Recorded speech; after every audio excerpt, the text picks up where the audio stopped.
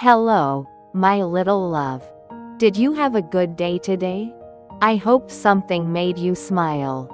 Now take a slow breath, relax your shoulders, and let your mind get soft and quiet. It's time for a gentle bedtime story.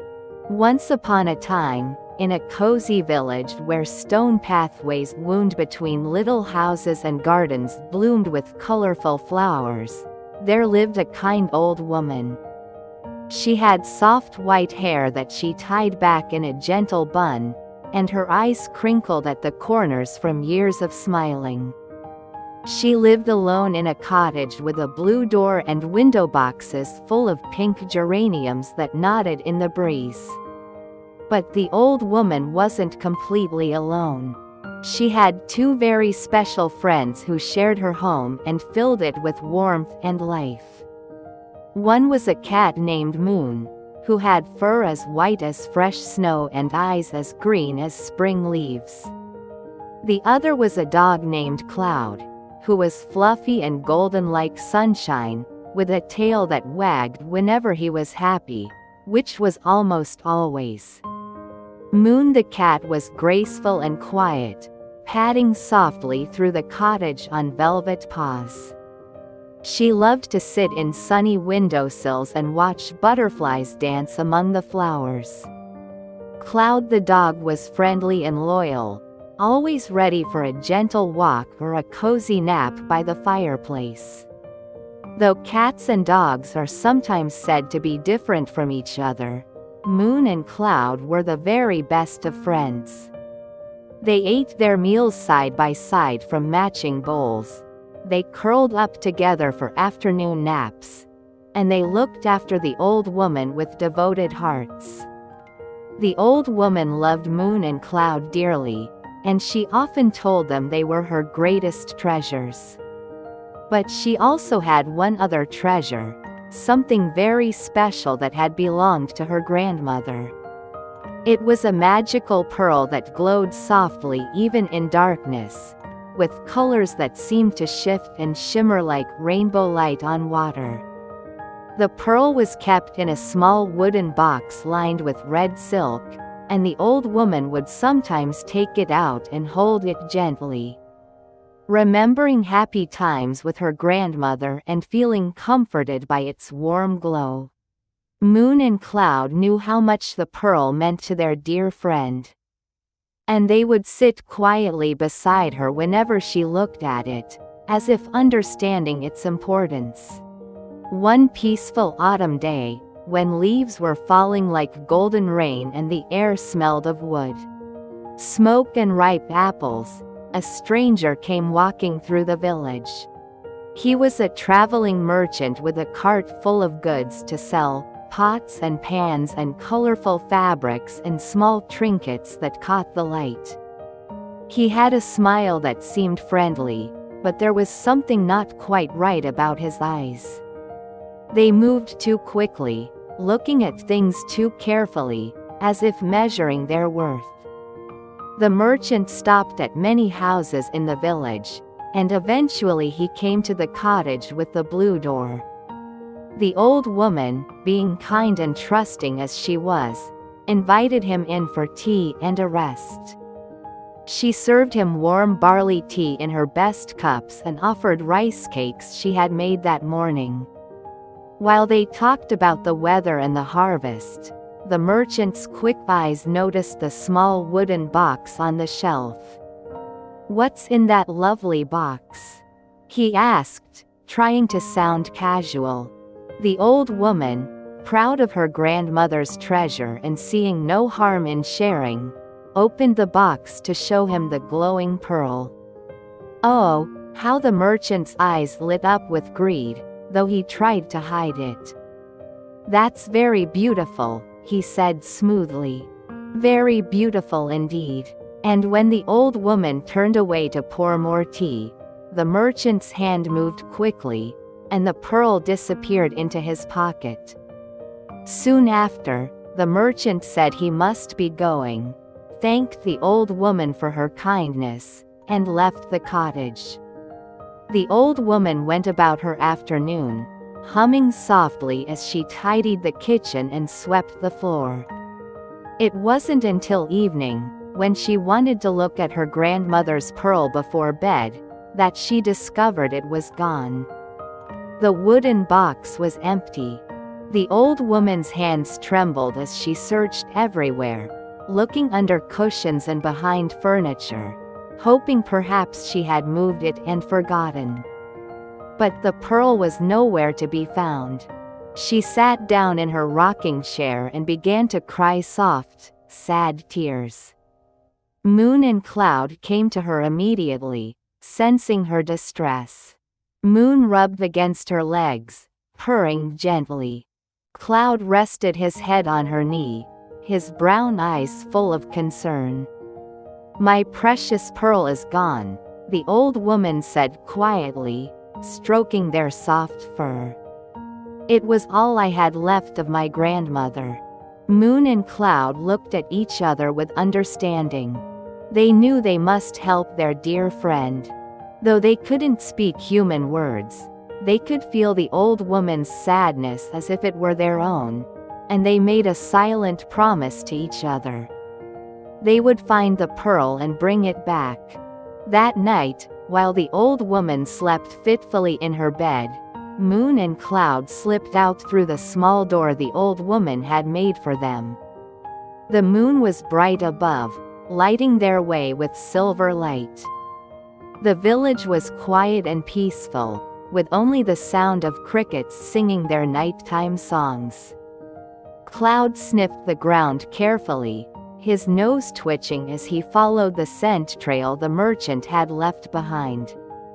His paws made soft padding sounds on the stone pathway. Moon walked beside him, her green eyes sharp and watchful, seeing things in the darkness that Cloud could not. Together they followed the trail out of the village, down a winding road that led through fields of harvested rice, past a small stream that babbled gently, and toward the forest that grew at the edge of the valley. The journey was long, and by the time dawn began to paint the sky in shades of pink and gold, Moon and Cloud found themselves at the edge of a wide river. The water moved swiftly, sparkling in the early morning light. On the other side of the river, they could see a house, and Cloud's nose told him that the merchant's scent led there. But how would they cross? The river was too wide and too fast. Cloud, being a dog, was a good swimmer, but Moon, being a cat, did not like water at all. Cloud looked at his friend with gentle eyes. "Don't worry," he seemed to say. "I'll carry you across." Moon trusted her friend completely. She climbed carefully onto Cloud's broad, furry back, holding on gently with her paws. Cloud waded into the river, and the cool water splashed around his legs. The current was strong, and Cloud had to work hard to keep moving forward, his legs paddling steadily beneath the surface. Moon closed her eyes and held on, trusting Cloud to keep her safe. Slowly, steadily, they made their way across the river. The water sparkled all around them, and small fish darted away in silver flashes. Finally, Cloud's paws touched the opposite bank, and he climbed out, shaking the water from his golden fur in a shower of sparkling droplets. "Thank you, my friend," Moon's purr seemed to say. Now they approached the house carefully and quietly. It was a simple dwelling, and through a window they could see the merchant inside, eating his breakfast. And there, on a table near the window, was the small wooden box with the glowing pearl inside. They needed a plan. Moon, being small and graceful, could slip through small spaces that Cloud could not. She found a tiny gap near the window where the wood had warped with age and squeezed through silently, landing soft as a whisper on the floor inside. The merchant was looking the other way, focused on his meal. Moon crept forward like a white shadow, her paws making no sound at all. She reached the table and looked up. The box was too high for her to jump to while carrying something. She would need to be clever. Moon noticed that the merchant had left the box open, and the pearl sat there glowing softly. Taking a deep breath, Moon leapt up onto the table in one graceful bound. The merchant heard the soft sound and began to turn.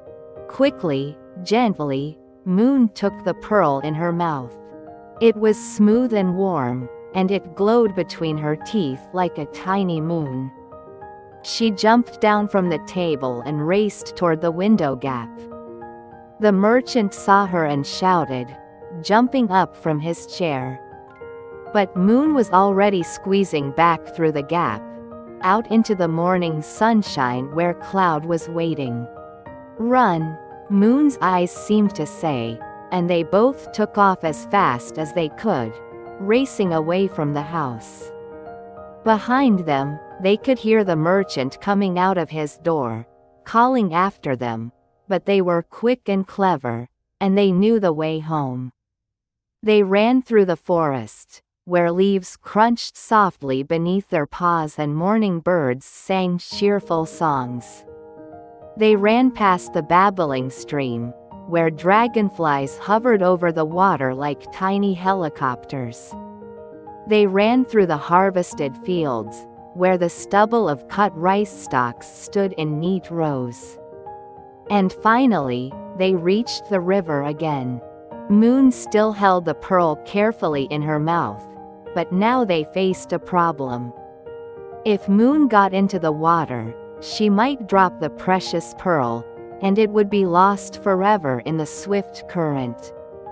Cloud thought for a moment, then had an idea. He barked softly, and Moon understood. She would need to stay dry.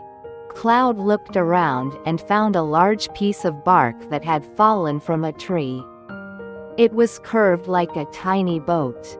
He pushed it to the water's edge with his nose, and Moon stepped onto it carefully, still holding the pearl. Cloud took the edge of the bark gently in his teeth and began to swim, pulling the makeshift boat behind him like a tugboat pulling a ship. The journey back across the river was slow and careful.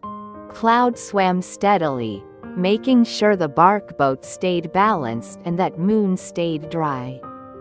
The morning sun climbed higher in the sky, warming their fur and making the water sparkle like it was full of diamonds. Finally, they reached the other side. Moon stepped off the bark boat onto dry land, and Cloud climbed out after her, both of them tired but triumphant.